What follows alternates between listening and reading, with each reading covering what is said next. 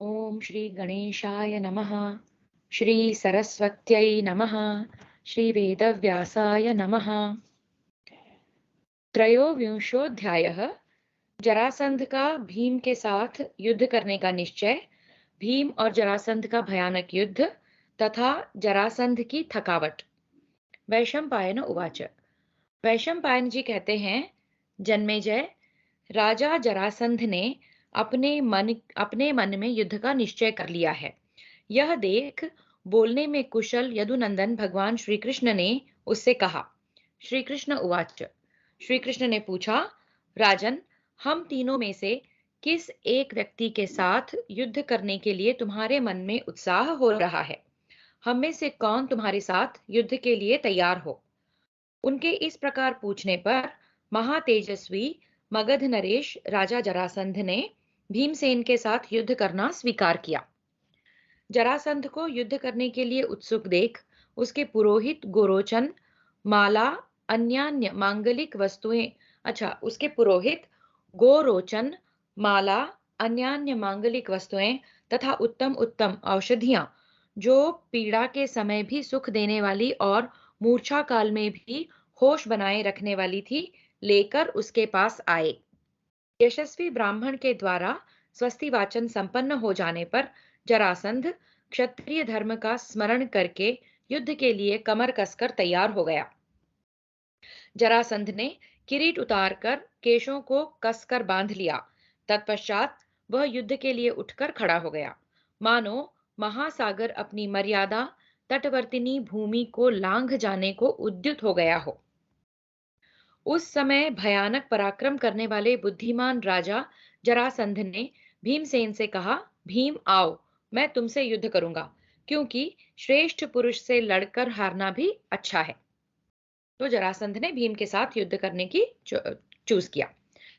ऐसा कहकर महातेजस्वी शत्रुदमन जरासंध भीमसेन की ओर बढ़ा, मानो बल नामक असुर इंद्र से भिड़ने के लिए बढ़ा जा रहा हो। तदनंतर बलवान भीमसेन भी श्री कृष्ण से सलाह लेकर स्वस्ति वाचन के अनंतर युद्ध की इच्छा से जरासंध के पास आ धमके।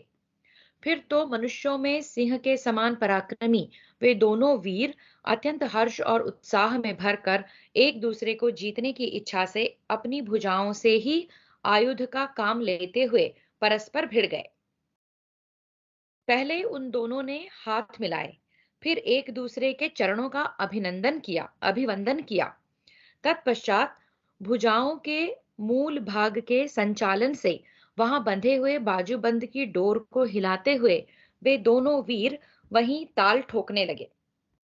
राजन, फिर वे दोनों हाथों से एक दूसरे के कंधे पर बार बार चोट करते हुए अंग अंग से भिड़कर आपस में गुंथ गए तथा एक दूसरे को बार बार रगड़ने लगे।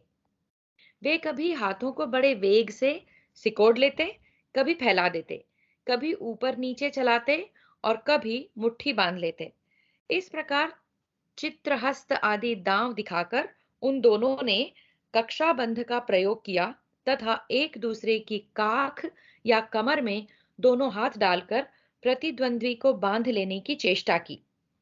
फिर गले में, गाल में ऐसे ऐसे हाथ मारने लगे कि आग की चिंगारी सी निकलने लगी और वज्रपात का सा शब्द होने लगा। तत्पश्चात वे बाहुपाश और चरणपाश आदि दांव पेचों से काम लेते हुए एक दूसरे पर पैरों से ऐसा भीषण प्रहार करने लगे कि शरीर की नस नाड़ियां तक पीड़ित हो उठी। तदनंतर दोनों ने दोनों पर पूर्ण कुंभ नामक दांव लगाया। दोनों हाथों की उंगलियों को परस्पर गूंथ कर उन हाथों की हथेलियों से शत्रु के सिर को दबाया। उसके बाद उरोहस्त का प्रयोग किया, छाती पर थप्पड़ मारना शुरू कर दिया। फिर एक दूसरे के हाथ दबाकर वे दोनों दो गजराजों की भांति गरजने लगे। दोनों ही भुजाओं से प्रहार करते हुए मेघ के समान गंभीर स्वर से सिंहनाद करने लगे। थप्पड़ों की मार खाकर वे परस्पर घूर घूर कर देखते और अत्यंत क्रोध में भरे हुए दो सिंहों के समान एक दूसरे को खींच खींच कर लड़ने लगे। उस समय दोनों अपने अंगों और भुजाओं से प्रतिद्वंद्वी के शरीर को दबाकर शत्रु की पीठ में अपने गले की हंसली भिड़ाकर उसके पेट को दोनों बाहों से कस लेते और उठाकर दूर फेंक देते। फिर से देखते हैं। उस समय दोनों अपने अंगों और भुजाओं से प्रतिद्वंद्वी के शरीर को दबाकर शत्रु की पीठ में अपने गले की हंसली भिड़ाकर उसके पेट को दोनों बाहों से कस लेते और उठाकर दूर फेंक देते। इस प्रकार कमर में और बगल में भी हाथ लगाकर दोनों प्रतिद्वंद्वी को पछाड़ने की चेष्टा करते। अपने शरीर को सिकोड़कर शत्रु की पकड़ से छूट जाने की कला दोनों जानते थे। दोनों ही मल्ल युद्ध की शिक्षा में प्रवीण थे।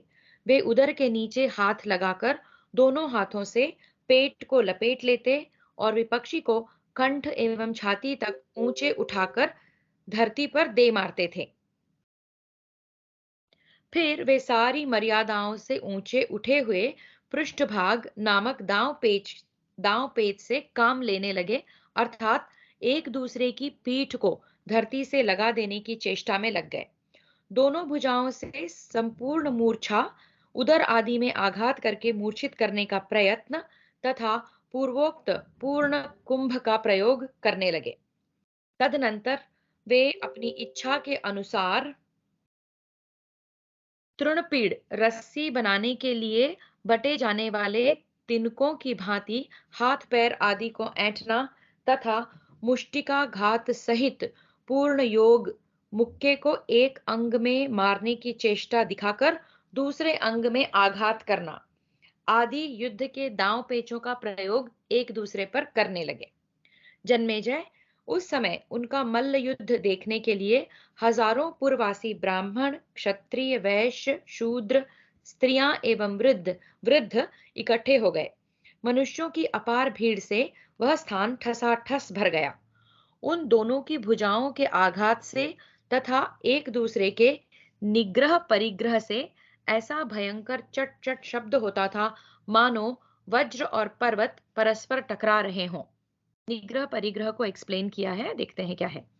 दोनों हाथों से शत्रु का कंधा पकड़कर खींचने और उसे नीचे मुख गिराने की चेष्टा का नाम निग्रह है तथा शत्रु को उत्तान गिरा देने के लिए उसके पैरों को पकड़कर खींचना प्रग्रह कहलाता है। ये सब द्वंद्व युद्ध या मल्ल युद्ध जो ये कर रहे हैं दोनों, मतलब हाथ पैर से युद्ध किया जा रहा है बिना आयुधों से, उसका सारा टेक्निकल डिस्क्रिप्शन है ये। Both are trained in that, so they know the best. बलवानों में श्रेष्ठ वे दोनों वीर अत्यंत हर्ष एवं उत्साह में भरे हुए थे और एक दूसरे की दुर्बलता या असावधानी पर दृष्टि रखते हुए परस्पर बलपूर्वक विजय पाने की इच्छा रखते थे। राजन, उस समर भूमि में जहां वृत्रासुर और इंद्र की भांति उन दोनों बलवान वीरों में संघर्ष छिड़ा था, ऐसा भयंकर युद्ध हुआ कि दर्शक लोग दूर भाग खड़े हुए। वे एक दूसरे को पीछे ढकेलते और आगे खींचते थे, बार बार खींचतान और छीना झपटी करते थे। दोनों ने अपने प्रहारों से एक दूसरे के शरीर में खरोंच एवं घाव पैदा कर दिए और दोनों दोनों को पटक कर घुटनों से मारने तथा रगड़ने लगे और दोनों दोनों को पटककर घुटनों से मारने तथा रगड़ने लगे। फिर बड़े भारी गर्जन तर्जन के द्वारा आपस में डांट बताते हुए एक दूसरे पर ऐसे प्रहार करने लगे मानो पत्थर की वर्षा कर रहे हो। दोनों की छाती चौड़ी और भुजाएं बड़ी बड़ी थीं। दोनों ही मल्ल युद्ध में कुशल थे और लोहे की परिघ जैसी मोटी भुजाओं को भिड़ाकर आपस में गुंथ जाते थे। कार्तिक मास के पहले दिन उन दोनों का युद्ध प्रारंभ हुआ और दिन रात बिना खाए पिए अविराम गति से चलता रहा। उन महात्माओं का वह युद्ध इसी रूप में त्रयोदशी तक चलता रहा। चतुर्दशी की रात में मगध नरेश जरासंध क्लेश से थक कर युद्ध से निवृत्त सा होने लगा। कार्तिक मास के पहले दिन शुरू हुआ और त्रयोदशी तक चला और चतुर्दशी की रात में जरासंध जो है थक गए। राजन, उसे इस प्रकार थका देख भगवान श्री कृष्ण भयानक कर्म करने वाले भीमसेन को समझाते हुए ऐसे बोले, कुंती नंदन, शत्रु थक गया हो तो युद्ध में उसे अधिक पीड़ा देना उचित नहीं है। यदि उसे पूर्णतः पीड़ा दी जाए तो वह अपने प्राण त्याग देगा। अतः पार्थ, तुम्हें राजा जरासंध को अधिक पीड़ा नहीं देनी चाहिए। भरत श्रेष्ठ, तुम अपनी भुजाओं द्वारा उनके साथ समभाव से ही युद्ध करो। भगवान श्री कृष्ण के ऐसा कहने पर शत्रु वीरों का नाश करने वाले पांडु कुमार भीमसेन ने जरासंध को थका हुआ जानकर उसके वध का विचार किया। तदनंतर कुरुकुल को आनंदित करने वाले बलवानों में श्रेष्ठ व्रकोदर ने उस अपराजित शत्रु जरासंध को जीतने के लिए भारी क्रोध धारण किया। इस प्रकार श्री महाभारत सभा पर्व के अंतर्गत जरासंध वध पर्व में जरासंध की थकावट से संबंध रखने वाला 23वां अध्याय पूरा हुआ। तो इस अध्याय में जरासंध ने कृष्ण के कहने पर कि तुम चूज करो किसके साथ युद्ध करोगे, भीम को चुना और उनका बहुत भारी मल्ल युद्ध यहाँ हमने देखा। लगभग 13-14 दिन लगातार युद्ध चला है और जरासंध थक गए हैं। अब देखते हैं भीम कैसे इस सिचुएशन को यूज करते हैं। चतुर्विंशोऽध्यायः, भीम के द्वारा जरासंध का वध, बंदी राजाओं की मुक्ति, श्री कृष्ण आदि का भेंट लेकर इंद्रप्रस्थ में आना और वहां से श्री कृष्ण का द्वारका जाना। वैशंपायन उवाच, वैशंपायन जी कहते हैं, जन्मेजय, तदनंतर भीमसेन ने विशाल बुद्धि का सहारा ले जरासंध के वध की इच्छा से यदुनंदन श्री कृष्ण को संबोधित करके कहा, यदुश्रेष्ठ श्री कृष्ण, जरासंध ने लंगोट से अपनी कमर खूब कस ली है। यह पापी रहते मेरे वश में आने वाला नहीं जान पड़ता। उनके ऐसा कहने पर पुरुषोत्तम श्री कृष्ण ने जरासंध के वध के लिए भीमसेन को उत्तेजित करते हुए कहा, भीम, तुम्हारा जो सर्वोत्कृष्ट दैवी स्वरूप है और तुम्हें वायु देवता से जो दिव्य बल प्राप्त हुआ है, उसे आज हमारे सामने जरासंध पर शीघ्रता पूर्वक दिखाओ। यह खोटी बुद्धि वाला महारथी जरासंध तुम्हारे हाथों से ही मारा जा सकता है। यह बात आकाश में मुझे उस समय सुनाई पड़ी थी जबकि बलराम जी के द्वारा जरासंध के प्राण लेने की चेष्टा की जा रही थी। इसीलिए गिरिश्रेष्ठ गोमंत पर भैया बलराम ने उसे जीवित छोड़ दिया था। अन्यथा बलदेव जी के काबू में आ जाने पर इस जरासंध के सिवा दूसरा कौन जीवित बच सकता था। महाबली भीम, तुम्हारे सिवा और किसी के द्वारा इसकी मृत्यु नहीं होने वाली है। महाबाहो, तुम वायुदेव का चिंतन करके इस मगध राज को मार डालो। उनके इस तरह संकेत करने पर शत्रु का दमन करने वाले महाबली भीम ने उस समय बलवान जरासंध को उठाकर आकाश में वेग से घुमाना आरंभ किया। तब भगवान श्री कृष्ण ने जरासंध का वध करने की इच्छा से भीमसेन की ओर देखकर एक नरकट हाथ में ले लिया और उसे दातुन की भांति 2 टुकड़ों में चीर डाला तथा उसे फेंक दिया। यह जरासंध को मारने के लिए एक संकेत था। नरकट यानी क्या बताया है, देखते हैं। नरकट बेंत की तरह पोले डंठल का एक पौधा होता है जो कलम बनाने के काम आता है। तो एक किसी तरह का स्टिक लेकर उसको तोड़कर क्या 2 टुकड़ों में चीर डाला और उसे फेंक दिया। तो एक संकेत किया कि कैसे मारना है जरासंध को।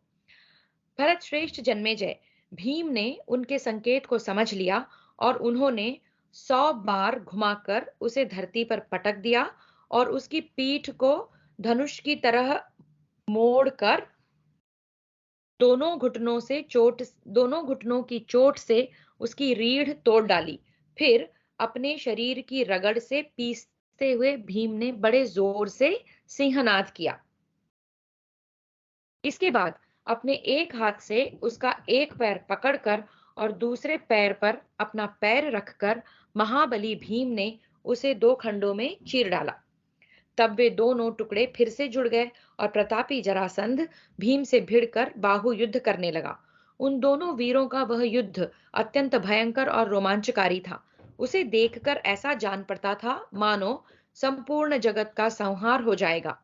वह द्वंद्व युद्ध संपूर्ण प्राणियों के भय को बढ़ाने वाला था। उस समय भगवान श्री कृष्ण ने पुनः एक नरकट लेकर पहले की ही भांति चीर कर उसके दो टुकड़े कर दिए और उन दोनों टुकड़ों को अलग अलग विपरीत दिशा में फेंक दिया। जरासंध के वध के लिए यह दूसरा संकेत था। भीमसेन ने उसे समझकर पुनः मगध राज को दो टुकड़ों में चीर डाला और पैर से ही उन दोनों टुकड़ों को विपरीत दिशा में करके फेंक दिया। इसके बाद वे विकट गर्जना करने लगे। भीम अभी दोनों टुकड़ों को ऑपोजिट डायरेक्शन में फेंक दिया, क्योंकि अगर दोनों टुकड़ों को एक सही डायरेक्शन में फेंको तो हमें पता है कि जरासंध जो है वापस आके जुड़ जाता था। वो उसको बूंद था वो। तो कृष्ण ने फिर इशारा किया कि आपको ऑपोजिट डायरेक्शन में फेंकना है, विच भीम अंडरस्टूड एंड फॉलोड। तो भीमसेन ने उसे समझकर पुनः मगधराज को दो टुकड़ों में चीर डाला और पैर से ही उन दोनों टुकड़ों को विपरीत दिशाओं में करके फेंक दिया। इसके बाद वे विकट गर्जना करने लगे। राजन, उस समय जरासंध का शरीर शव रूप होकर उस समय जरासंध का शरीर शव रूप होकर मांस के लोंदे जैसा जान पड़ने लगा। उसके शरीर के मांस, हड्डियां, मेदा और चमड़ा सभी सूख गए थे। मस्तिष्क और शरीर दो भागों में विदीर्ण हो गए थे।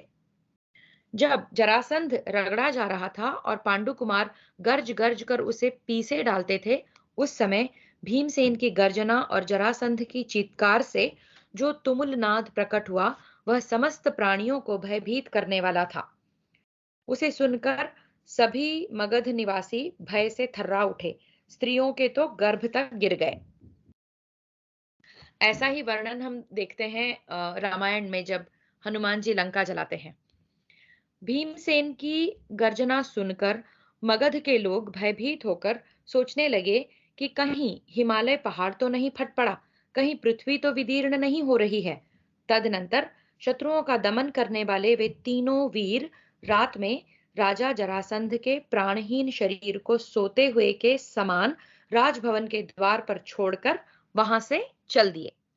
श्री कृष्ण ने जरासंध के ध्वजा पताका मंडित दिव्य रथ को जोत लिया और उस पर दोनों भाई भीमसेन और अर्जुन को बिठाकर पहाड़ी खोह के पास जा वहां कैद में पड़े हुए अपने बांधव स्वरूप समस्त राजाओं को छुड़ाया।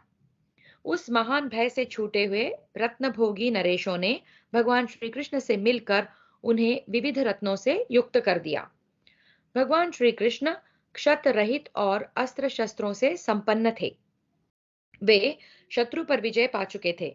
उस अवस्था में वे उस दिव्य रथ पर आरूढ़ हो कैद से छूटे हुए राजाओं के साथ गिरिव्रज नगर से बाहर निकले।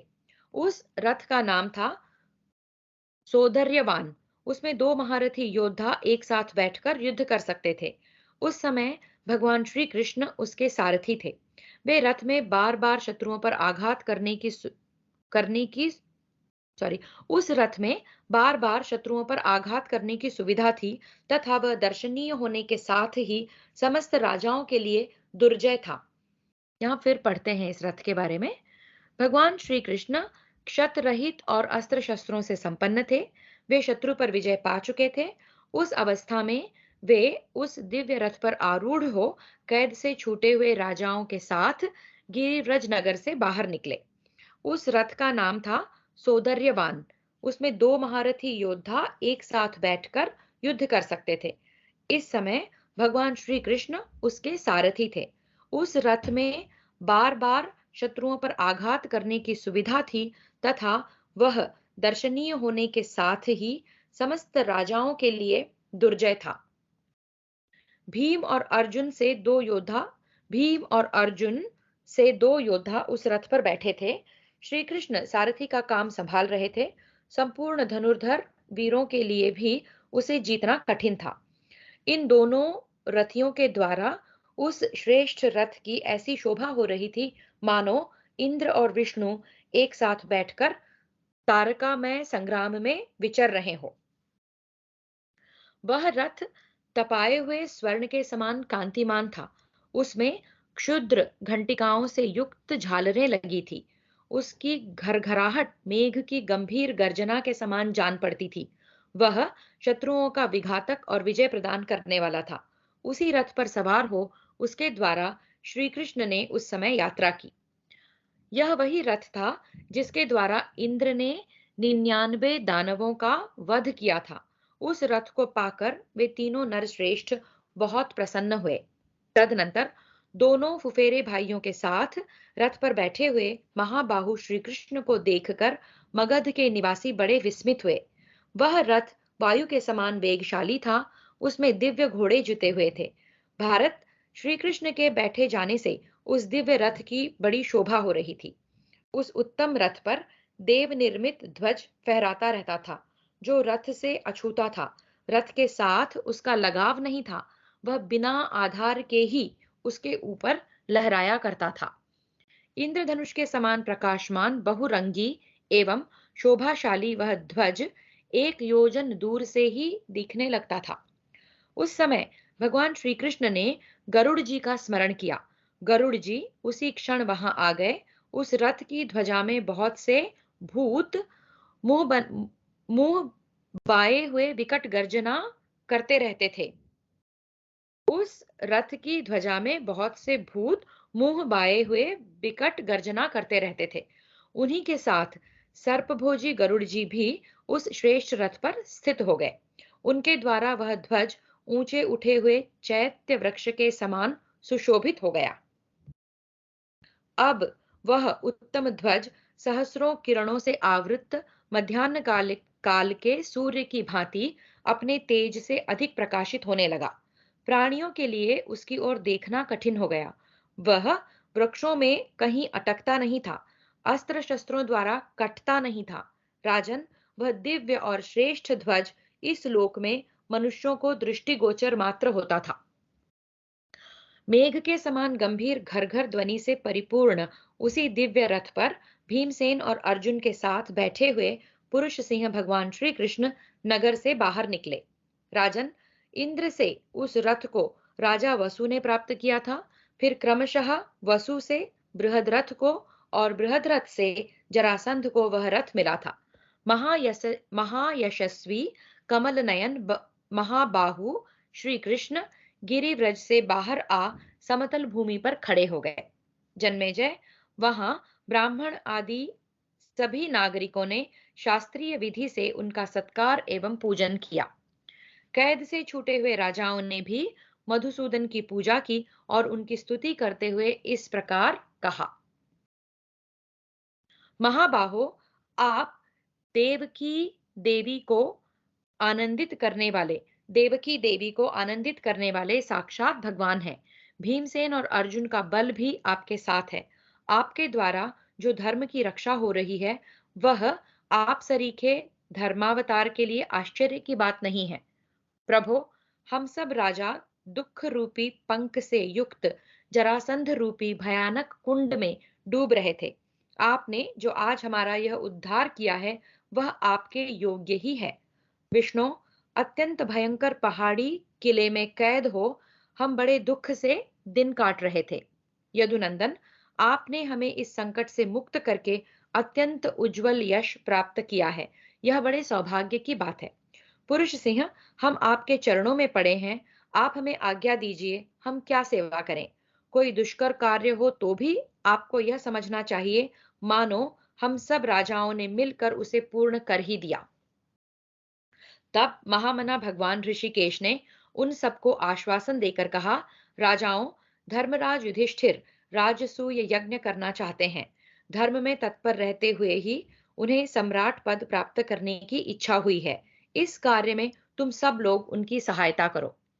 नृपश्रेष्ठ जन्मेजय, तब उन सभी राजाओं ने प्रसन्न चित्त हो तथास्तु कहकर भगवान की वह आज्ञा शिरोधार्य कर ली।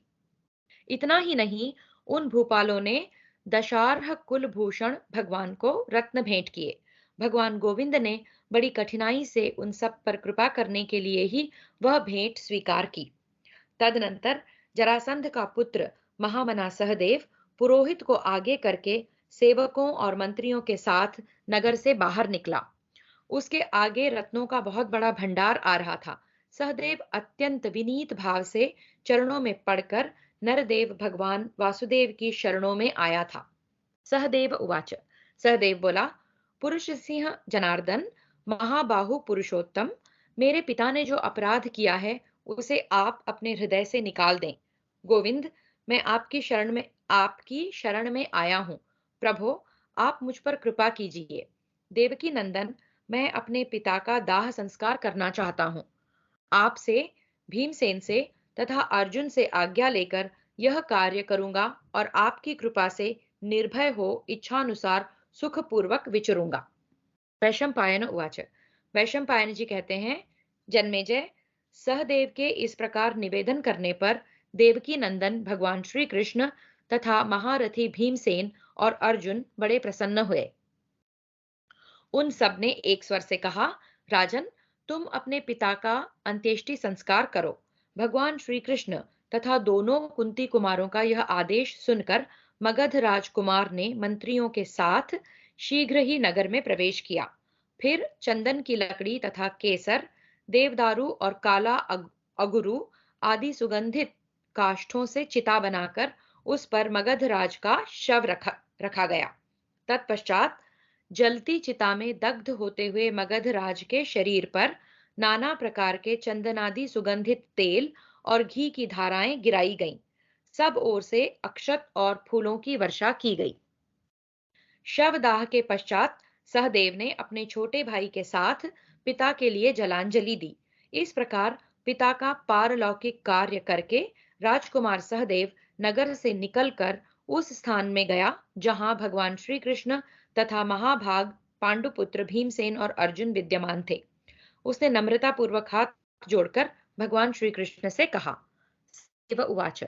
सहदेव ने कहा, प्रभो, ये गाय, भैंस, भेड़, बकरे आदि पशु, बहुत से रत्न, हाथी, घोड़े और नाना प्रकार के वस्त्र आपकी सेवा में प्रस्तुत हैं। गोविंद, ये सब वस्तुएं धर्मराज युधिष्ठिर को दीजिए अथवा आपकी जैसी रुचि हो उसके अनुसार मुझे सेवा के लिए आदेश दीजिए। वह भय से पीड़ित हो रहा था। पुरुषोत्तम भगवान श्री कृष्ण ने उसे अभय दान देकर उसके लाए हुए बहुमूल्य रत्नों की भेंट स्वीकार कर ली। तत्पश्चात जरासंध कुमार को प्रसन्नता पूर्वक वहीं पिता के राज्य पर अभिषिक्त कर दिया। श्री कृष्ण ने सहदेव को अपना अभिन्न सुहृद बना लिया, इसलिए भीमसेन और अर्जुन ने भी उसका बड़ा सत्कार किया। राजन, उन महात्माओं द्वारा अभिषिक्त हो महाबाहु जरासंध पुत्र तेजस्वी राजा सहदेव अपने पिता के नगर में लौट गया और पुरुषोत्तम श्री कृष्ण ने सर्वोत्तम शोभा से संपन्न हो प्रचुर रत्नों की भेंट ले दोनों कुंती कुमारों के साथ वहां से प्रस्थान किया। भीमसेन और अर्जुन के साथ इंद्रप्रस्थ में आकर भगवान श्री कृष्ण धर्मराज युधिष्ठिर से मिले और अत्यंत प्रसन्न होकर बोले, नृपश्रेष्ठ, सौभाग्य की बात है कि महाबली भीमसेन ने जरासंध को मार गिराया और समस्त राजाओं को उसकी कैद से छुड़ा दिया। भारत, भाग्य से ही ये दोनों भाई भीमसेन और अर्जुन अपने नगर में पुनः सकुशल लौट आए और इन्हें कोई क्षति नहीं पहुंची। तब युधिष्ठिर ने श्री कृष्ण का यथा योग्य सत्कार करके भीमसेन और अर्जुन को भी प्रसन्नता पूर्वक गले लगाया। तदनंतर जरासंध के नष्ट होने पर अपने दोनों भाइयों द्वारा की हुई विजय को पाकर अजात शत्रु राजा युधिष्ठिर भाइयों सहित आनंद मग्न हो गए। फिर धर्मराज ने हर्ष में भरकर भगवान श्री कृष्ण से कहा। युधिष्ठिर उवाच। युधिष्ठिर बोले, पुरुष सिंह जनार्दन, आपका सहारा पाकर ही भीमसेन ने बल के अभिमान से उन्मत्त रहने वाले प्रतापी मगधराज जरासंध को मार गिराया है। अब मैं निश्चिंत होकर यज्ञों में श्रेष्ठ राजसूय का शुभ अवसर प्राप्त करूंगा। प्रभो, आपके बुद्धि बल का सहारा पाकर मैं यज्ञ करने योग्य हो गया। पुरुषोत्तम, इस युद्ध से भूमंडल में आपके यश का विस्तार हुआ। जरासंध के वध से ही आपको प्रचुर संपत्ति प्राप्त हुई है। वैशंपायन उवाच। वैशंपायन जी कहते हैं, जन्मेजय, ऐसा कहकर कुंती नंदन युधिष्ठिर ने भगवान को श्रेष्ठ रथ प्रदान किया। जरासंध के उस रथ को पाकर गोविंद बड़े प्रसन्न हुए और अर्जुन के साथ उसमें बैठकर बड़े हर्ष का अनुभव करने लगे। धर्मराज युधिष्ठिर के उस भेंट को अंगीकार करके उन्हें बड़ा संतोष हुआ। पांडुनंदन युधिष्ठिर भाइयों के साथ जाकर समस्त राजाओं से उनकी अवस्था के अनुसार क्रमशः मिले। फिर उन सब का यथा योग्य सत्कार एवं पूजन करके उन्होंने सभी नरपतियों को विदा कर दिया। ये वो राजा हैं जो जरासंध की कैद से छूट कर आए हैं। राजा युधिष्ठिर की आज्ञा ले वे सब नरेश मन ही मन अत्यंत प्रसन्न हो अनेक प्रकार की सवारियों द्वारा शीघ्रता पूर्वक अपने अपने देश को चले गए। जन्मेजय, इस प्रकार महाबुद्धिमान पुरुष सिंह जनार्दन ने उस समय पांडवों द्वारा अपने शत्रु जरासंध का वध करवाया। भारत जरासंध को बुद्धिपूर्वक मरवाकर शत्रुदमन श्री कृष्ण धर्मराज युधिष्ठिर कुंती तथा द्रौपदी से आज्ञा ले सुभद्रा भीमसेन अर्जुन नकुल सहदेव तथा धौम्य जी से भी पूछकर धर्मराज के दिए हुए उसी मन के समान वेगशाली दिव्य एवं उत्तम रथ के द्वारा संपूर्ण दिशाओं को गुंजाते हुए अपनी द्वारकापुरी को चले गए। कृष्ण सबसे विदा लेकर जरासंध के वहां से जो रथ आया था, जो धर्मराज ने उन्हें ही भेंट में दे दिया था, उसे लेकर द्वारका चले गए। भरत श्रेष्ठ, जाते समय युधिष्ठिर आदि समस्त पांडवों ने अनायास ही सब कार्य करने वाले भगवान श्री कृष्ण की परिक्रमा की। भारत महान विजय को प्राप्त करके और जरासंध के द्वारा कैद किए हुए उन राजाओं को अभय दान देकर देवकी नंदन भगवान श्री कृष्ण के चले जाने पर उक्त कर्म के द्वारा पांडवों के यश का बहुत विस्तार हुआ और वे पांडव द्रौपदी की भी प्रीति को बढ़ाने लगे। फिर से पढ़ते हैं। भारत महान विजय को प्राप्त करके और जरासंध के द्वारा कैद किए उन राजाओं को अभयदान देकर देवकी नंदन भगवान श्री कृष्ण के चले जाने पर उक्त कर्मों के द्वारा पांडवों के यश का बहुत विस्तार हुआ और वे पांडव द्रौपदी की भी प्रीति को बढ़ाने लगे।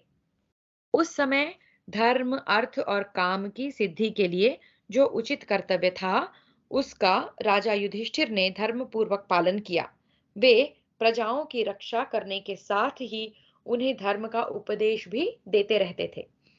इस प्रकार श्री महाभारत सभा पर्व के अंतर्गत जरासंध पर्व में जरासंध विषयक 24वां अध्याय पूरा हुआ। तो यहाँ हमने जरासंध वध देखा, बाकी राजाओं को फ्रीडम मिली और श्री कृष्ण जो है अब वो रथ लेके द्वारका चले गए हैं और सभी पांडवों ने द्रौपदी की भी प्रीति पाई है इस तरह का जरासंध पर विजय पाकर, और अब राजसूय यज्ञ की तैयारी होगी, ऐसा हम देखेंगे। दिग्विजय पर्व पंचविंशोऽध्यायः। अर्जुन आदि चारों भाइयों की दिग्विजय के लिए यात्रा। वैशंपायन उवाच। वैशंपायन जी कहते हैं, जन्मेजय, अर्जुन श्रेष्ठ धनुष, 2 विशाल एवं अक्षय तुणीर, दिव्य रथ, ध्वज और अद्भुत सभा भवन पहले ही प्राप्त कर चुके थे। अब वे युधिष्ठिर से बोले। अर्जुन उवाच। अर्जुन ने कहा, राजन, मुझे धनुष, अस्त्र, बाण, पराक्रम, श्री कृष्ण जैसे सहायक, भूमि यानी कि राज्य एवं इंद्रप्रस्थ का दुर्ग, यश और बल, ये सभी दुर्लभ एवं मनोवांछित वस्तुएं प्राप्त हो चुकी हैं। नृपश्रेष्ठ, अब मैं अपने कोष को बढ़ाना ही आवश्यक कार्य समझता हूँ। मेरी इच्छा है कि समस्त राजाओं को जीतकर उनसे कर वसूल करूं। आपकी आज्ञा हो तो उत्तम तिथि, मुहूर्त और नक्षत्र में कुबेर द्वारा पालित उत्तर दिशा को जीतने के लिए प्रस्थान करूंगा। तो अर्जुन जो है उत्तर में जाना चाहते हैं अधिक धन प्राप्त करने के लिए। यह सुनकर भाइयों सहित कुरुश्रेष्ठ धर्मराज युधिष्ठिर को बड़ी प्रसन्नता हुई। साथ ही मंत्रियों तथा व्यास, धौम्य आदि महर्षियों को बड़ा हर्ष हुआ। तत्पश्चात परम बुद्धिमान व्यास जी ने अर्जुन से कहा। व्यास उवाच। व्यास जी बोले, कुंती नंदन, मैं तुम्हें बारंबार साधुवाद देता हूँ। सौभाग्य से तुम्हारी बुद्धि में ऐसा संकल्प हुआ है। तुम सारी पृथ्वी को अकेले ही जीतने के लिए उत्साहित हो रहे हो। राजा पांडु धन्य है जिनके पुत्र तुम ऐसे पराक्रमी निकले। तुम्हारे पराक्रम से धर्मपुत्र धर्मात्मा महाराज युधिष्ठिर सब कुछ पा लेंगे, सार्वभौम सम्राट के पद पर प्रतिष्ठित होंगे। तुम्हारे बाहुबल का सहारा पाकर ये राजसूय यज्ञ पूर्ण कर लेंगे। भगवान श्री कृष्ण की उत्तम नीति, भीम और अर्जुन के बल तथा नकुल और सहदेव के पराक्रम से धर्मराज युधिष्ठिर को सब कुछ प्राप्त हो जाएगा।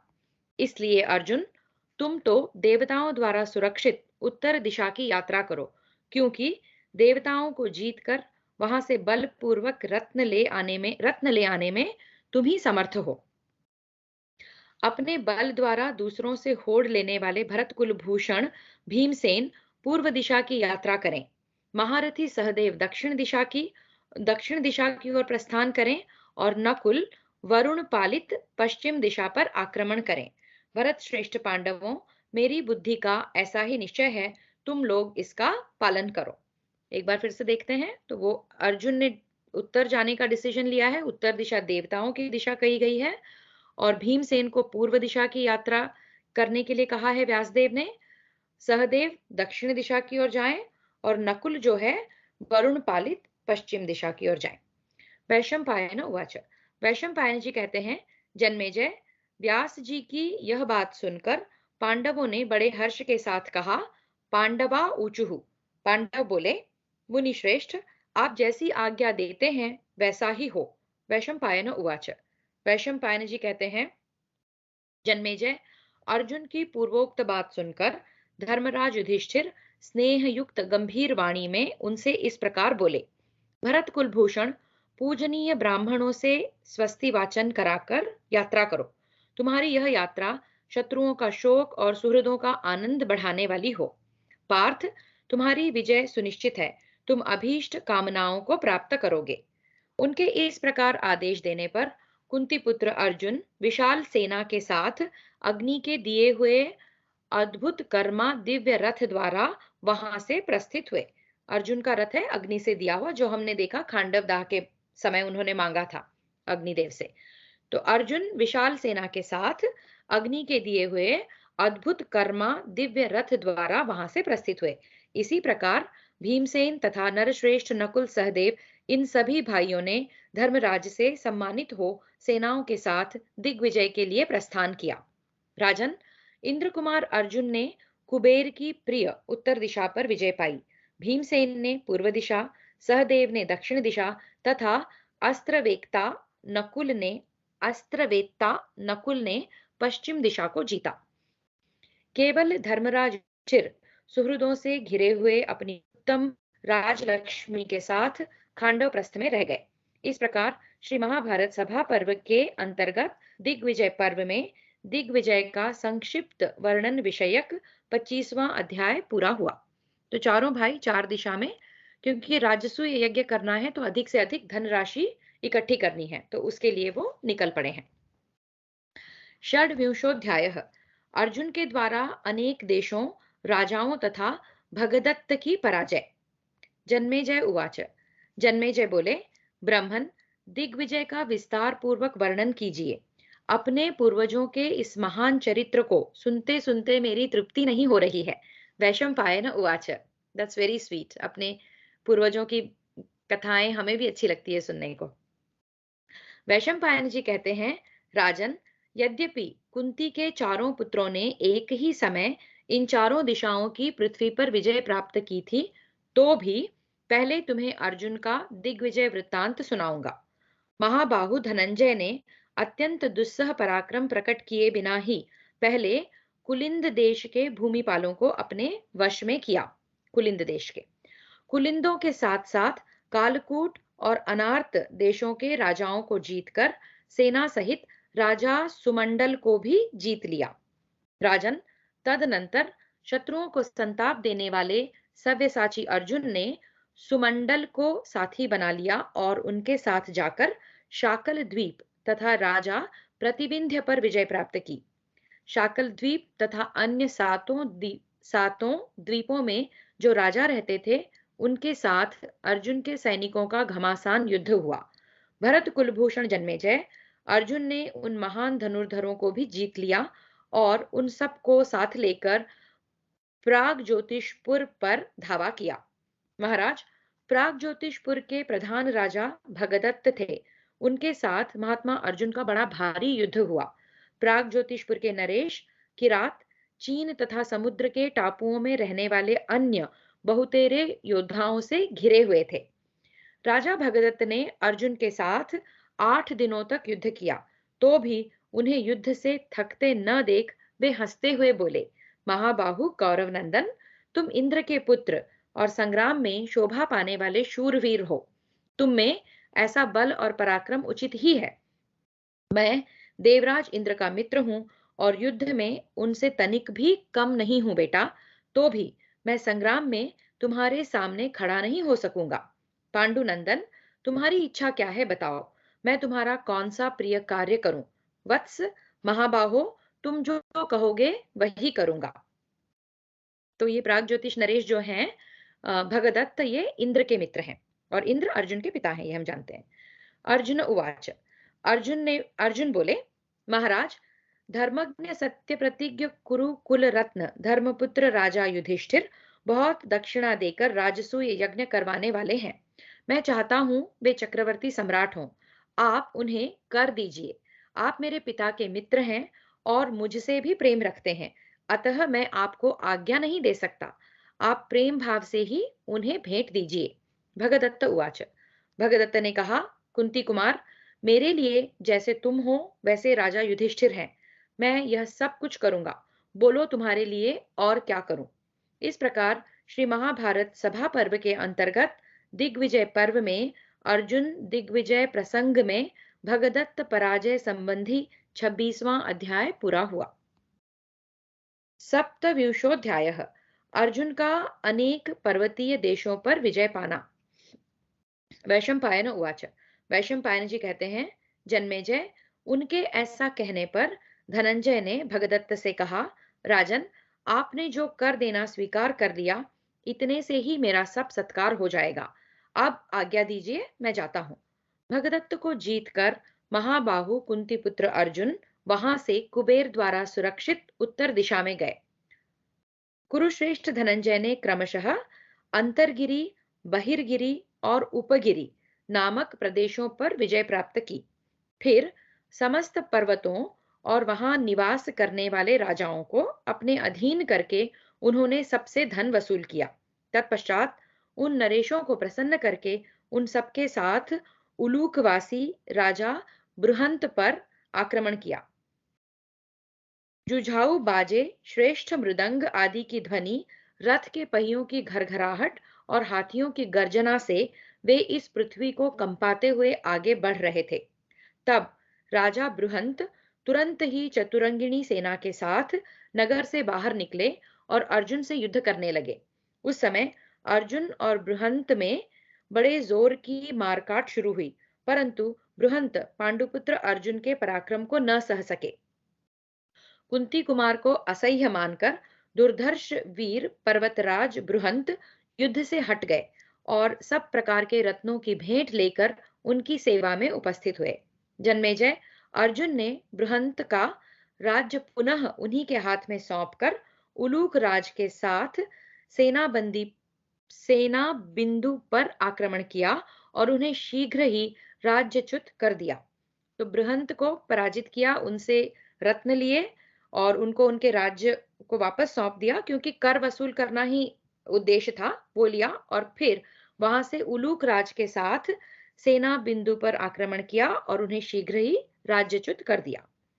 तदनंतर मेदापुर, वामदेव, सुदामा, सुसंकुल तथा उत्तर उलूक देशों और वहां के राजाओं को अपने अधीन किया।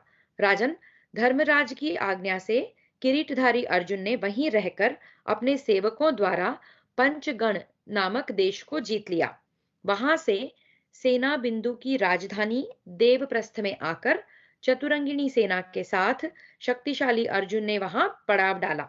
नरश्रेष्ठ, उन सभी पराजित राजाओं से घिरे हुए महातेजस्वी अर्जुन ने पौरव राजा विश्वगश्व पर आक्रमण किया।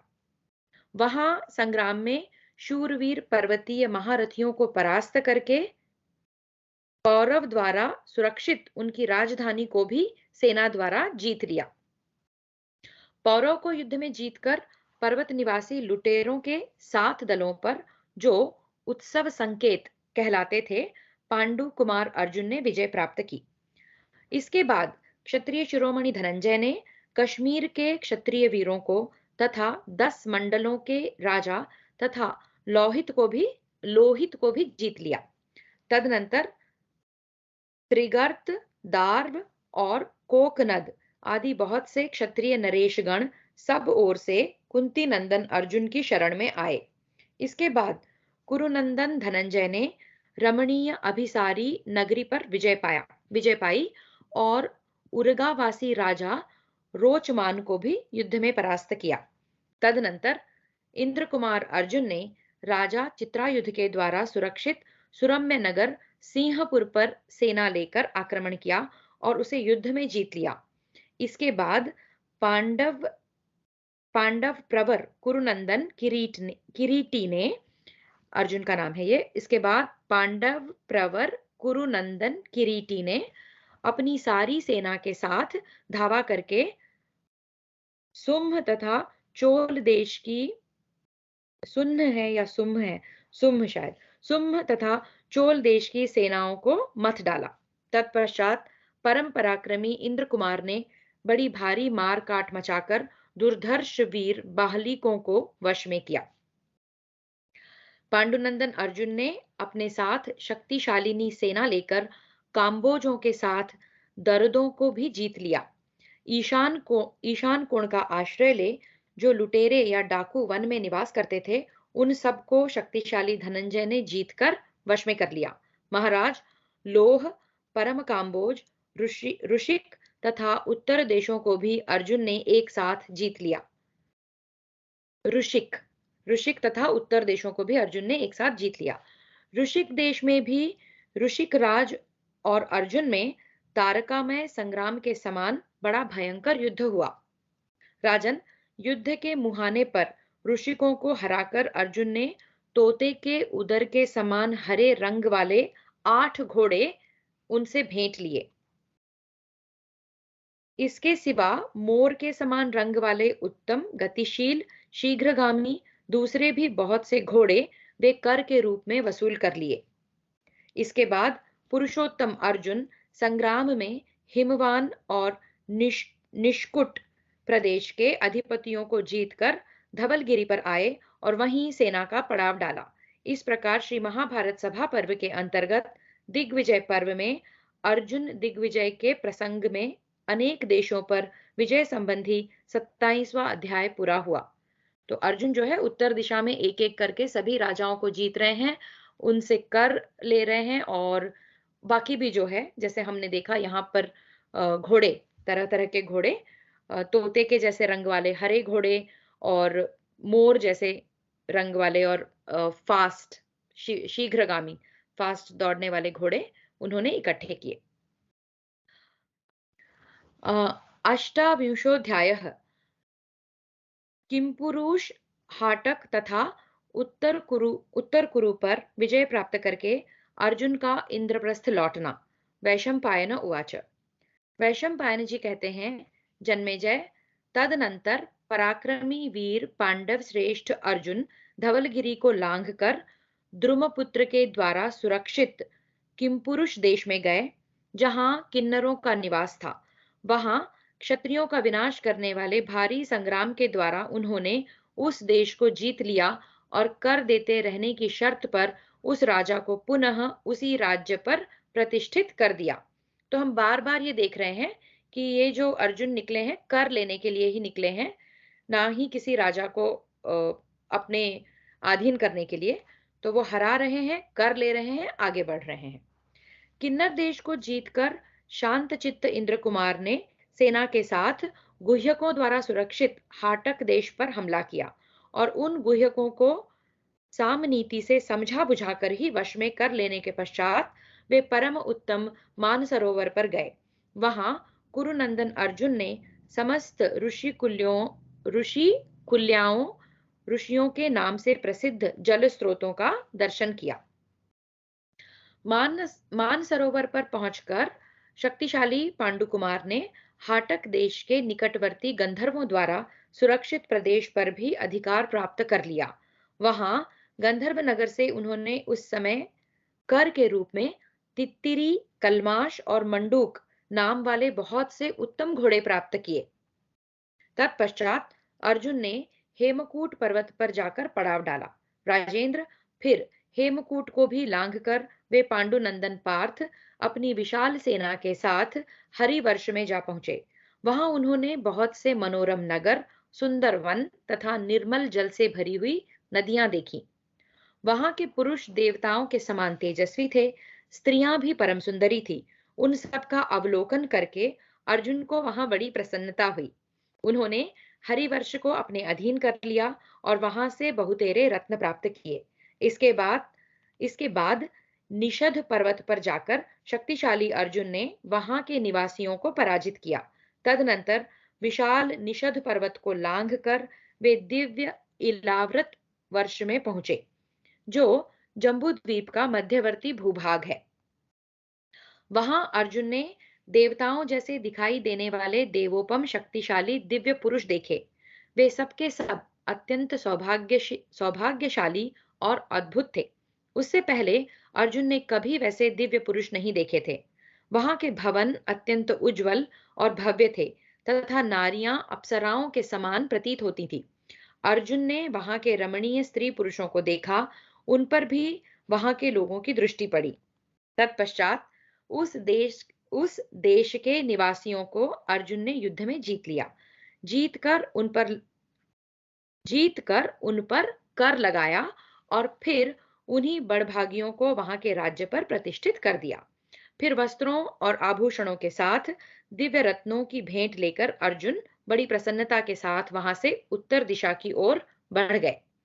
आगे जाकर उन्हें पर्वतों के स्वामी गिरिप्रवर महामेरु का दर्शन हुआ, जो दिव्य तथा सुवर्णमय है। उसमें 4 प्रकार के रंग दिखाई पड़ते हैं। वहां तक पहुंचना किसी के लिए भी अत्यंत कठिन है। उसकी लंबाई 1,00,000 योजन है।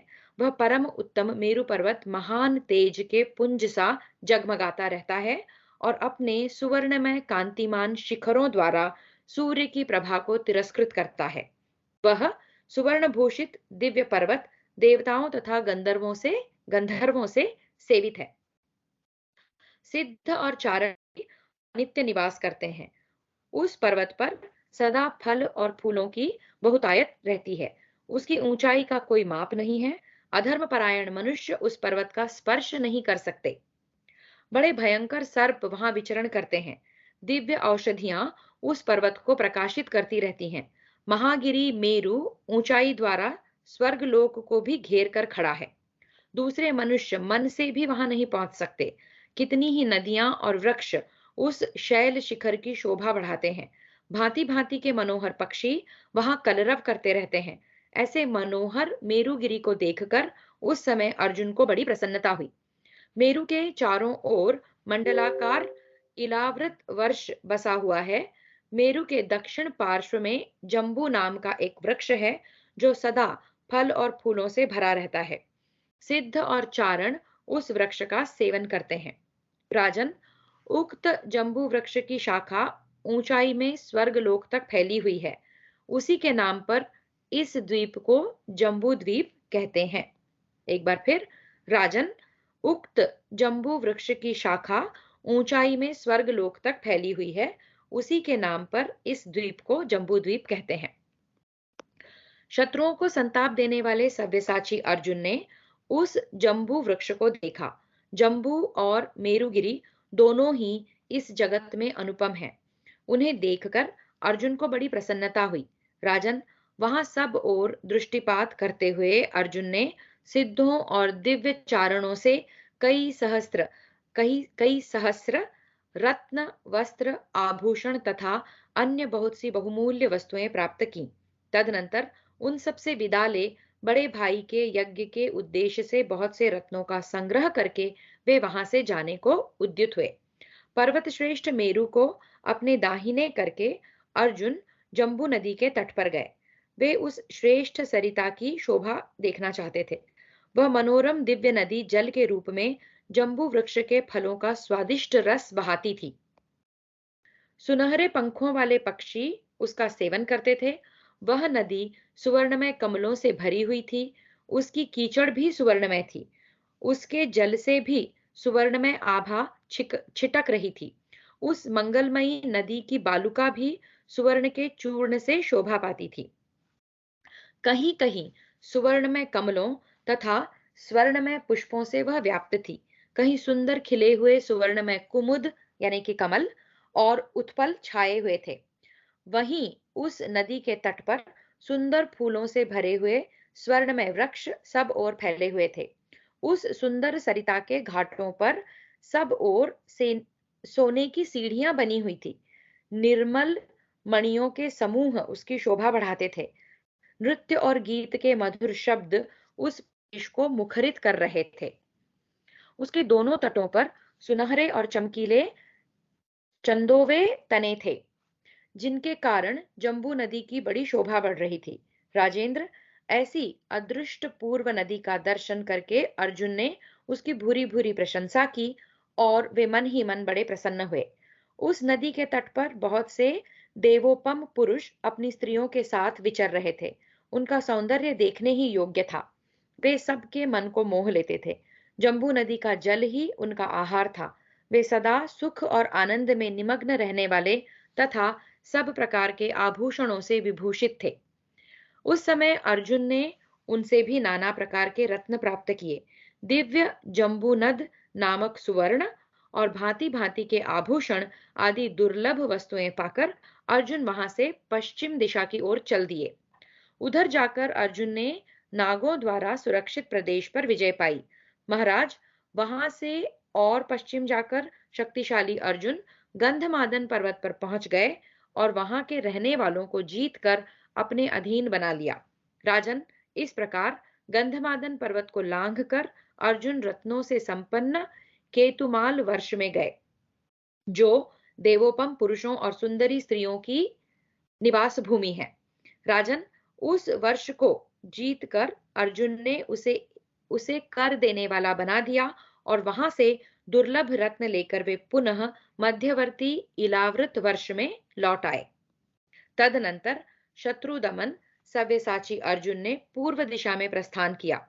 मेरु और मंदराचल के बीच शैलोदा नदी के दोनों तटों पर जो लोग कीचक और वेणु नामक बांसों की रमणीय छाया का आश्रय लेकर रहते हैं, उन खश, झष, नद्योत, प्रघस, दीर्घवेणिक, पशुप, कुलिंद, तंगण तथा परतंगण आदि जातियों को हराकर उन सबसे रत्नों की भेंट ले अर्जुन माल्यवान पर्वत पर गए। तत्पश्चात गिरिराज माल्यवान को भी लांघकर उन पांडुकुमार ने भद्राश्व वर्ष में प्रवेश किया, जो स्वर्ग के समान सुंदर है। उस देश में देवताओं के समान सुंदर और सुखी पुरुष निवास करते थे। अर्जुन ने उन सबको जीत कर अपने अधीन कर लिया और उन पर कर लगा दिया। इस प्रकार इधर उधर से असंख्य रत्नों का संग्रह करके शक्तिशाली अर्जुन ने नीलगिरी की यात्रा की और वहां के निवासियों को पराजित किया। तदनंतर विशाल नीलगिरी को भी लांघकर सुंदर नर नारियों से भरे हुए रम्यक वर्ष में उन्होंने प्रवेश किया। उस देश को भी जीतकर अर्जुन ने वहां के निवासियों पर कर लगा दिया। तत्पश्चात गुह्यकों द्वारा सुरक्षित प्रदेश को जीतकर अपने अधिकार में कर लिया। राजेंद्र, वहां उन्हें सोने के मृग और पक्षी उपलब्ध हुए, जो देखने में बड़े ही रमणीय और मनोरम थे। उन्होंने यज्ञ वैभव की समृद्धि के लिए उन मृगों और पक्षियों को ग्रहण कर लिया। तदनंतर महाबली पांडुनंदन अन्य बहुत से रत्न लेकर गंधर्वों द्वारा सुरक्षित प्रदेश में गए और गंधर्व गणों सहित उस देश पर अधिकार जमा लिया। राजन, वहां भी अर्जुन को बहुत से दिव्य रत्न प्राप्त हुए। तदनंतर उन्होंने श्वेत पर्वत पर जाकर वहां के निवासियों को जीता। फिर उस पर्वत को लांघकर पांडुकुमार अर्जुन ने हिरण्यक वर्ष में प्रवेश किया। महाराज, वहां पहुंचकर वे उस देश के रमणीय प्रदेशों में विचरने लगे। बड़े बड़े महलों की पंक्तियों में भ्रमण करते हुए श्वेताश्व अर्जुन नक्षत्रों के बीच चंद्रमा के समान सुशोभित होते थे। राजेंद्र, जब अर्जुन उत्तम बल और शोभा से संपन्न थे, हिरण्यक वर्ष की विशाल सड़कों पर चलते थे, उस समय प्रासाद शिखरों पर खड़ी हुई वहां की सुंदरी स्त्रियां उनका दर्शन करती थीं। कुंती नंदन अर्जुन अपने यश को बढ़ाने वाले थे। उन्होंने आभूषण धारण कर रखा था। वे शूरवीर, रथयुक्त, सेवकों से संपन्न और शक्तिशाली थे। उनके अंगों में कवच और मस्तक पर सुंदर किरीट शोभा दे रहा था। वे कमर कसकर युद्ध के लिए तैयार थे और सब प्रकार की आवश्यक सामग्री उनके साथ थी। वे सुकुमार, अत्यंत धैर्यवान, तेज के पुंज, परम उत्तम, इंद्र तुल्य पराक्रमी, शत्रुहंता तथा शत्रुओं के गजराजों की गति को रोक देने वाले थे। उन्हें देखकर वहां की स्त्रियों ने यही अनुमान लगाया कि इस वीर पुरुष के रूप में साक्षात शक्तिधारी कार्तिकेय पधारे हैं। वे आपस में इस प्रकार बातें करने लगी, सखियों, ये जो पुरुष सिंह दिखाई दे रहे हैं, संग्राम में इनका पराक्रम अद्भुत है। इनके बाहुबल का आक्रमण होने पर शत्रुओं के समुदाय अपना अस्तित्व खो बैठते हैं। इस प्रकार की बातें करती हुई स्त्रियां बड़े प्रेम से अर्जुन की ओर देखकर उनके गुण गाती और उनके मस्तक पर फूलों की वर्षा करती थी। वहां के सभी निवासी बड़ी प्रसन्नता के साथ कौतूहलवश उन्हें देखते और उनके निकट रत्नों तथा आभूषणों की वर्षा करते थे। उन सबको जीतकर तथा उनके ऊपर कर लगाकर वहां से मणि, सुवर्ण, मूंगे मूंगे रत्न तथा आभूषण ले अर्जुन श्रृंगवान पर्वत पर चले गए। वहां से आगे बढ़कर पाक शासन पुत्र पांडव अर्जुन ने उत्तर कुरुवर्ष में पहुंचकर उस देश को जीतने का विचार किया। इतने ही में महापराक्रमी अर्जुन के पास बहुत से विशालकाय महाबली द्वारपाल आ पहुंचे और प्रसन्नता पूर्वक बोले, पार्थ, इस नगर को तुम किसी तरह जीत नहीं सकते। कल्याण स्वरूप अर्जुन, यहां से लौट जाओ। अच्युत, तुम यहां तक आ गए, यही बहुत हुआ। जो मनुष्य इस नगर में प्रवेश करता है, निश्चय ही उसकी मृत्यु हो जाती है। वीर, हम तुमसे बहुत प्रसन्न हैं। यहां तक आ पहुंचना ही तुम्हारी बहुत बड़ी विजय है। अर्जुन, यहाँ कोई जीतने योग्य वस्तु नहीं दिखाई देती। यह उत्तर कुरुदेश है। यहाँ युद्ध नहीं होता है। कुंती कुमार, इसके भीतर प्रवेश करके भी तुम यहाँ कुछ देख नहीं सकोगे, क्योंकि मानव शरीर से यहाँ की कोई वस्तु देखी नहीं जा सकती। भरत कुलभूषण पुरुष सिंह, यदि यहाँ तुम युद्ध के सिवा और कोई काम करना चाहते हो तो बताओ। तुम्हारे कहने से हम स्वयं ही उस कार्य को पूर्ण कर देंगे। राजन, तब अर्जुन ने उनसे हंसते हुए कहा, मैं अपने भाई बुद्धिमान धर्मराज युधिष्ठिर को समस्त भूमंडल का एकमात्र चक्रवर्ती सम्राट बनाना चाहता हूँ। आप लोगों का देश यदि मनुष्यों के विपरीत पड़ता है तो मैं इसमें प्रवेश नहीं करूंगा। महाराज युधिष्ठिर के लिए कर के रूप में कुछ धन दीजिए। तब उन द्वारपालों ने अर्जुन को कर के रूप में बहुत से दिव्य वस्त्र, दिव्य आभूषण तथा दिव्य रेशमी वस्त्र एवं मृग चर्म दिए। इस प्रकार पुरुष सिंह अर्जुन ने क्षत्रिय राजाओं तथा लुटेरों के साथ बहुत सी लड़ाइयां लड़ी और उत्तर दिशा पर विजय प्राप्त की। राजाओं को जीतकर उसने कर लेते और उन्हें फिर अपने राज्य पर ही स्थापित कर देते थे। राजाओं को जीतकर उनसे कर लेते और उन्हें फिर अपने राज्य पर ही स्थापित कर देते थे।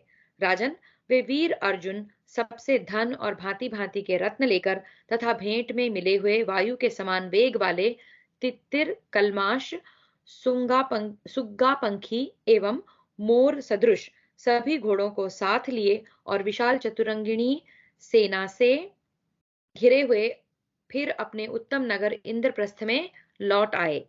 तित्तिर क्या होता है बताया है, तीतर के समान चितकबरे रंग वाले, बटरफ्लाई के जैसे स्पॉटेड से घोड़े शायद उस समय हुआ करते थे।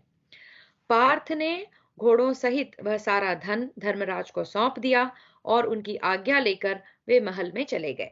इस प्रकार श्री महाभारत सभा पर्व के अंतर्गत दिग्विजय पर्व में अर्जुन की उत्तर दिशा पर विजय विषयक 28वां अध्याय पूरा हुआ। हरि ओम।